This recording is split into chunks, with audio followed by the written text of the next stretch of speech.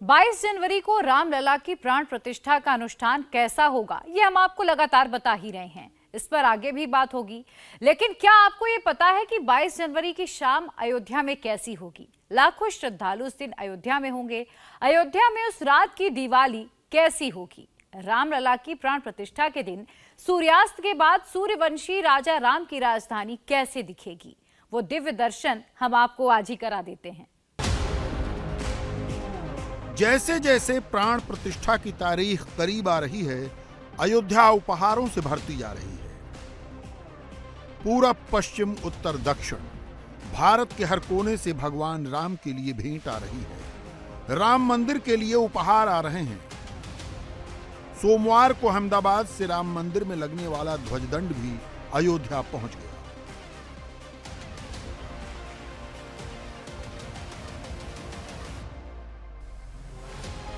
राम मंदिर में कुल 7 ध्वजदंड लगाए जाएंगे। मंदिर शिखर पर 220 फीट का ध्वज होगा। इसके अलावा 6 ध्वजदंड परकोटे में लगेंगे। ये ध्वजदंड लंबाई में 20 फीट के ही होंगे। मंदिर के ध्वजदंड का वजन 5.5 टन का है।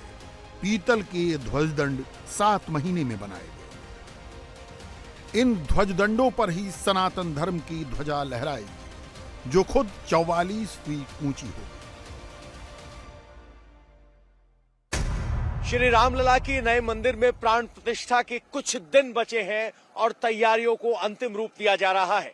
प्रथम तल जहां गर्भगृह है वो तैयार है और अब सौंदर्यीकरण का काम बाकी है। और इस वक्त हमारे लिए विशेष तस्वीर है, क्योंकि प्रभु श्री राम के मंदिर में जो ध्वज दंड इस्तेमाल होगा, यानी जिस दंड पर प्रभु श्री राम की पताका लहराएगी, वो अयोध्या पहुंच चुका है और ये गुजरात से चलकर आया है।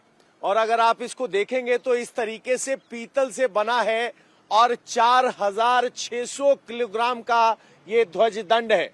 आपको बता दें, प्रभु श्री राम के मंदिर में 3 शिखर हैं, तो ये सबसे ऊपर वाला हिस्सा होगा और ये उसका बेस होगा। 3 शिखर हैं, इसीलिए 3 ध्वज दंड यहां आए हैं जो अलग अलग शिखर पर लगेंगे। ये पहले शिखर पर लगेगा, ये दूसरे पर लगेगा और ये सबसे विशालतम, सबसे ऊंचे शिखर पर लगेगा, जहां कई किलोमीटर दूर से भगवान श्री राम की पताका लहराती हुई दिखाई देगी। और मंदिर विशाल है, ऊंचा है, इसीलिए ध्वज दंड को भी अतिरिक्त मजबूत बनाया गया है, क्योंकि ये ध्वजा शिखर में होगी, जोर ज्यादा लगेगा। ध्वजा के लहराएंगी तो हवा जोर लगाएगी, लेकिन ये इतना मजबूत और इतना विशाल बनाया गया है कि ये निर्विघ्न हिंदू धर्म की पताका को लहराता रहेगा। और ये ध्वजदंड भगवान प्रभु श्री राम के दरबार में यहाँ अयोध्या पहुंच चुका है।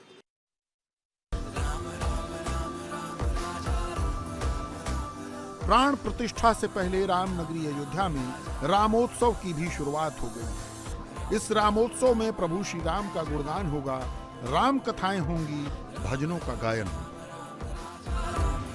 76 दिन तक चलेगा रामोत्सव। 11 कथावाचक राम कथा सुनाएंगे। 35,000 कलाकार प्रस्तुति देंगे। 500 कलाकार प्रतिदिन कार्यक्रम करेंगे। 35 प्रमुख स्थलों पर रामोत्सव। इसके अलावा सरयू तट पर हर रोज यानी 76 दिन तक भव्य आरती होगी। आरती का ये कार्यक्रम आगे भी जारी रहने की उम्मीद है। यहाँ अब 76 दिन के लिए शुरुआत हुई है प्रभु श्री राम की कथा की। लगातार अलग अलग कथावाचक यहाँ आएंगे और इस वक्त की बड़ी खबर ये है कि 76 दिन के लिए राम में अयोध्या होने जा रहा है। आपको जरा बता दें कि कौन कौन यहाँ प्रभु श्री राम की कथा सुनाने के लिए आ रहे हैं। चिन्मयानंद बाबूजी महाराज, देवकी नंदन ठाकुर, साध्वी रितंबरा समेत 11 कथावाचक यहाँ आ रहे हैं, जो 76 दिनों तक चलने वाले रामोत्सव में आएंगे, अपनी प्रस्तुतियां देंगे, राम कथा सुनाएंगे। इतना ही नहीं, अनूप जलोटा, AR रहमान, अनुराधा पौडवाल समेत 35,000 कलाकार यहाँ पहुंचेंगे, जो प्रभु श्री राम की भक्ति में लीन होकर प्रभु श्री राम को कला, साहित्य, संस्कृति और संगीत के जरिए श्रद्धांजलि देंगे।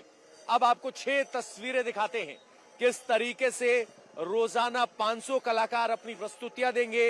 ये सांस्कृतिक कार्यक्रम अयोध्या के 35 प्रमुख स्थलों पर होंगे, जिनमें 25 स्थलों पर भगवान के जीवन का सचित्र विवरण किया जाएगा।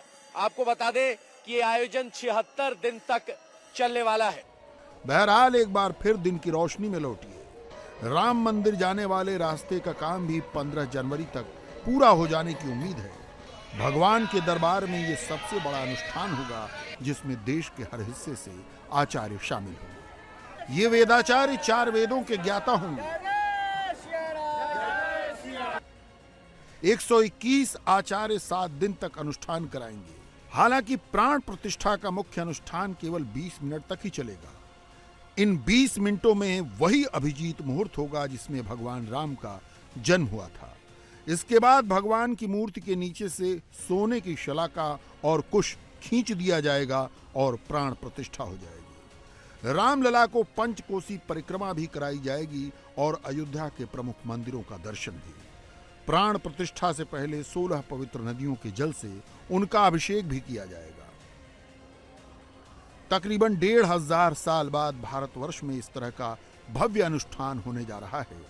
जिस अभिजीत मुहूर्त में यह अनुष्ठान हो रहा है वो बेहद शुभ है, जो जातक को मृत्युबाण से मुक्त और रोगों से बचाता है। 21 तारीख को सुला दिया जाता है, तो उस सुला दिया जाता है मतलब 21 तारीख को उनको रख दिया जाता है और फिर 22 तारीख को जो उनकी शुभ घड़ी जो 84 सेकंड का मुहूर्त गणेश्वर शास्त्री जी ने दिया है, उस मुहूर्त में वो प्रतिष्ठा के मंत्र 4 वेदों के मंत्र होंगे। 4 वेदों के आप तो उनकी शाखाएं भी आई हुई हैं, ये परम सौभाग्य है।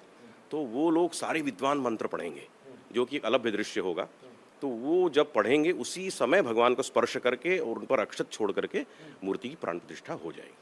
अयोध्या में 13,000 संतों के ठहरने के लिए एक विशेष टेंट सिटी बनाई जा रही है। ये टेंट सिटी उस टेंट सिटी से अलग होगी जो बाकी अतिथियों के ठहरने के लिए बनाई गई है। हमारे सहयोगी पवन नारा ने संतों की इस टेंट सिटी का भी जायजा लिया। एक कमरे में 3 संत रहेंगे और इस तरह से एक लंबी कतार है कमरों की। आपको लग रहा होगा कि किस तरह के इंतजाम है, आपको वो भी दिखा देते हैं। ऐसे दरवाजा खोलेंगे तो आप नीचे रेड कारपेट है, 3 बेड लगाए गए हैं, उन पर गद्दे हैं, केसरिया रंग का ही अपना कंबल है, नए तौलिए हैं। यहाँ पावर सप्लाई अगर आप देखेंगे तो पावर सप्लाई है, लाइट है, हीटर की व्यवस्था कर दी जाएगी। इसके अलावा यहीं अटैच टॉयलेट और बाथरूम बनाया गया है।